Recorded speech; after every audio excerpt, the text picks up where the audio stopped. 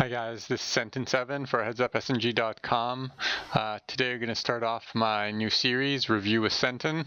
And basically the idea behind it is that every day I tend to mark off a couple of hands during my sessions that I look at later, ones where I feel, oftentimes where I feel I've made a mistake or I've made a play that perhaps I don't usually make that I want to review and see how profitable it actually is once I run the numbers and kind of have some time to think about people's ranges and my perceived range and all that good stuff.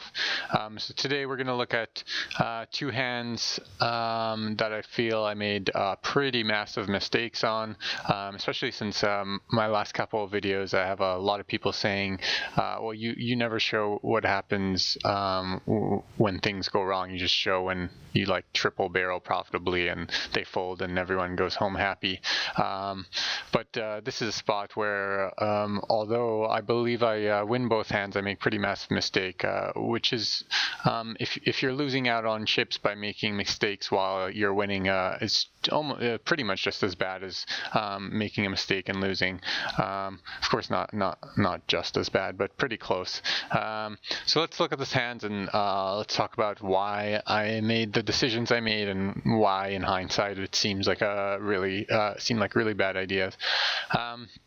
Okay, so ace queen, we're up against a reg. He's pretty aggressive in position, not overly aggressive out of position, kind of a pretty standard and straightforward. So go ahead and raise, he flats. We flop pretty nice, well, about as nice as we could flop without actually hitting anything. So go ahead and make a standard c-bet, no problem here. This is what I would do with my bluffs as well, as kind of value like 7-8, stuff like that, weaker flush draws, all this, basically my entire range. I kind of make this sizing in this spot. So villain goes ahead and calls. When he does that, I think there are a few sevens in his range because of the monotone board. I think he does possibly play it a little bit slower. Not all the sevens are going to be in his flattings range, but I think there's a couple, some of the weaker ones. I think there's a bunch of 5x, some one-card diamonds, a couple of straight draws, and then just a few floats probably. So I think a relatively weak range. So on turn we hit the nuts, well, pretty close to the nuts, minus a straight flush here. And villain checks, and here I go ahead and make a small bet. Again, I'm happy with this bet. I think I make the exact same bet in bluff situation, and allows villain to continue with kind of speculative hands or weaker flushes, maybe like two pairs, or get stubborn with a pair and draw, like a 7-6 sort of hand or something like that. So I'm fine with that. And then the real problem comes here. So when villain checks and the 5 hits, which I think is a decent card for his range, I also think he has like a bunch of lower flushes.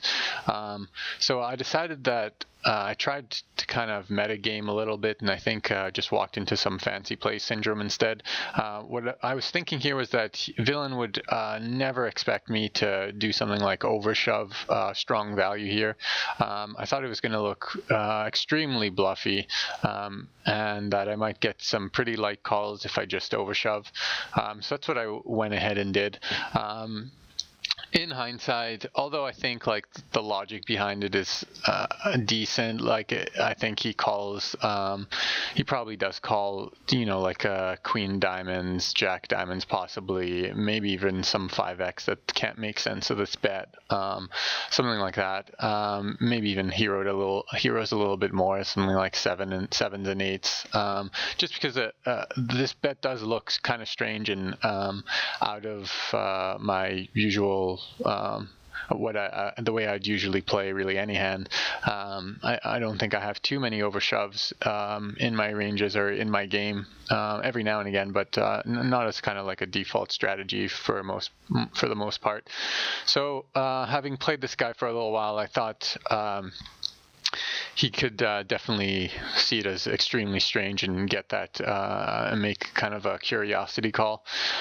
But I think with all those hands, like if he has like a 5x or kind of a mid diamond or 2-pair, I think we are. Although we get a call some of the time, I think most of the time we're just going to fold out a lot of that. That's going to call kind of more standard river bet. So I think here if we just make maybe even like a little bit smaller, as if we're trying to steal the pot really cheap, make a bet of like 100 to 120. I think we get Kiro called a ton. And I think, like I said, when we make this shove, it seems like a little bit of overkill. And although there are metagame consideration, I think it's just a bit too fancy. So I think I should have definitely just made kind of a standard, a bit smallish sized bet, which again is what I do with my bluff, because I wouldn't expect him to be able to call too much here. So I think with all my bluffs with like non-diamonds or just total air, I'm pretty sure I wouldn't just stone over shove too often. So I think I just make a standard bet. So I think we should just stay balanced there and do the same thing with our value. So that was mistake number one. Mistake number two comes with the ace and the ace. So again, this is a different reg, or actually, I don't think he was a reg. I think he was had a pretty low games played number, like something like only 1,000 games played, but with a really high average buy-in, like 150 or something like that. And so I figured he's either kind of a whale, which he didn't really seem like he was. He seemed pretty competent, or what's more likely is a reg from another game or from cash games or tournaments or something like that, which means that we do have a little bit of an edge, just because obviously he's not going to be used to playing these exact limits, but at the same time there's a lot of stuff that high stakes regs from different format is just gonna carry over the information he knows already. So I don't expect to have like a ridiculous edge like we would against some $30 9 max player coming in and trying these games. So anyways, he's pretty aggressive. I decided to just flat here. He had been raising a ton but folding to a lot of 3-bets. So I think 3-bet bluffing him a lot was a good strategy that was working. But for that case, I really wanted to keep his hands in, as well as just kind of help out my range, my flatting range, so that it had some value in it and wasn't too weak. So he goes ahead and raises. Also notice his stack is a little bit depleted. He's lost a couple of pots early, so that's another reason why I think it won't be as difficult to get our stack in. So I think flatting is good. It's fine. I'm happy with that. We flopped the world again. Must be nice. But let's see how we screw it up. So he goes ahead and makes this little bet, kind of the standard under C bet. In hindsight, I think mistake number one might have been here. I think I could very easily I can and should very easily probably check raise here. I think he's just not going to believe me too much of the time and figure and put me on like a flush draw or a total air. I don't think he's going to put really any aces in my range, or well, maybe not any, but very few aces the way I've been playing him in my range. Plus he might spaz out with just a flush draw of his own, or maybe some kind of straight draw or something like that, or pair and draw. And so I think he gets in a ton of his range. So I think it was just, once again, just same kind of air of just fancy play syndrome, and just decided I wanted to trap him. So I just went ahead and pretty sure and just flatted, yeah. So mistake number two right there, mistake number one right there of this hand. Definitely check raise there, and I think he's going to get it in very light, and he's going to have a lot of bluffs just expecting us not to have the ace very often, to just be making a move. So anyways, but we go ahead and flat and turn quads. Now this is a situation where I kind of feel like there is some merit possibly to leading small, almost like looking like a blocker, like we have like a flush draw, straight draw, and out the ace king. We kind of don't think he probably doesn't have it just by card elimination, and so we're trying to get to kind of a cheap showdown, or not cheap showdown, but kind of slow him down while also getting value possibly with our 8x.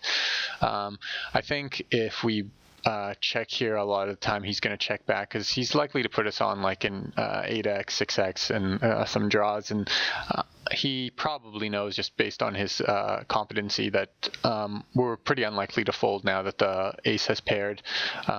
Again, just because of card elimination, he's pretty unlikely to have an ace here.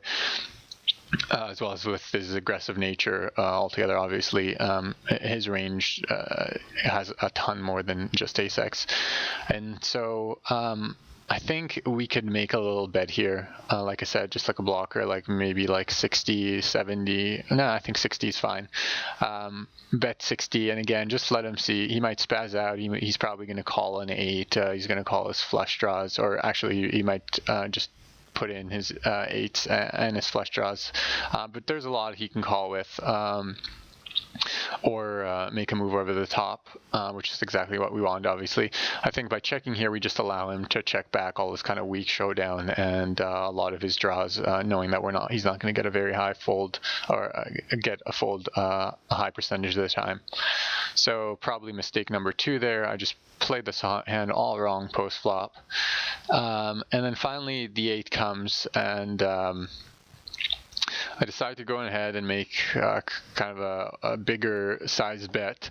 I really don't even know what I was thinking at this point. I think I was thinking about how badly I screwed up the hand and was just kind of compounding mistakes, which is pretty much like the worst thing you can do, is just make 1 or 2 mistakes and then make another one on top of it to finish it all off, just because you're a little bit have a little bit of mistake tilt going on. But when you sit back and think of it, the entire range that we talked about, he doesn't have a lot of value. Obviously, without the possibility of having an ace, his value is seriously capped to an 8. But even an 8 is unlikely because we think he's going to bet that again on turn. So I think his range is just like total air, like king highs, possibly flush draw. Although he might bet that on turn. I'm not really sure about his tendency in that spot. And 6, he might have a 6 here that obviously can't call a bet. So I think basically he has no value. We might get a little call out of like king high, and pretty much that's really about it. Maybe some kind of other pair that he played really strangely, like 9s or 10s, but that seems really unlikely. So having reviewed his range and knowing he has like pretty much no value in it that can call a bet, this bet just doesn't really seem to make much sense. I think a better play is either there might be some merit to making like a really small bet, kind of like almost like if we had bet the turn same size as this turn, just like a 60 bet to try and do some kind of bluff. But when we bet this big, I think we take a lot of those spaz bluffs out of his range. So, but I think the optimal play here would have been just to check. Although he checks back the 8 some of the time, but again, pretty unlikely. I think most of the time he's going to bet his 8s and then probably bet all his missed draws, or all his air minus maybe like king or queen high. He might check those back, just assuming he has showdown value. But apart from king, queen high, I think he's probably going to bluff a pretty good majority of his range. And then we can obviously check raise, although I just don't expect Reed to ever get called. But I think leading here, for the reasons we spoke about, is just not going to be profitable, and we're just not going to get a call or a spaz often enough to make it profitable at all. So I think these 2 mistakes I made, 3 mistakes in this hand and another one in the past hand, they're kind of similar, just not considering someone's range really in depth enough, not kind of reviewing every possible hand they could have in his range and how they're going to react with that hand to a certain play that you're making. So of course that's going to be crucial to being a profitable player, and I think cutting out kind of semi-obvious mistakes. Definitely in hindsight, they seem pretty obvious mistakes. Cutting those out is going to really help your expectation and really raise your ROI. And not only that, but I feel even more importantly for a lot of players, especially with limited bankroll, it's just going to minimize the size of your downswings when you do have it. Because if you're suffering from a downswing and you're compounding it by making a lot of kind of silly mistakes just on your own, it's going to become a lot worse. So hopefully enjoyed that video and enjoyed that review, and I'll be tuning in. I'll be making up some more videos. I'm going to try and do it daily, but more likely, knowing myself, it'll probably be just a couple times a week and just review hands. Sometimes they're going to be ones I make mistakes, sometimes plays that I'm proud about and want to brag about. It'll cover the entire range of my suckiness to awesomeness. So for headsupsitandgo.com, this is Sentin7. Good luck at the table. See you next time.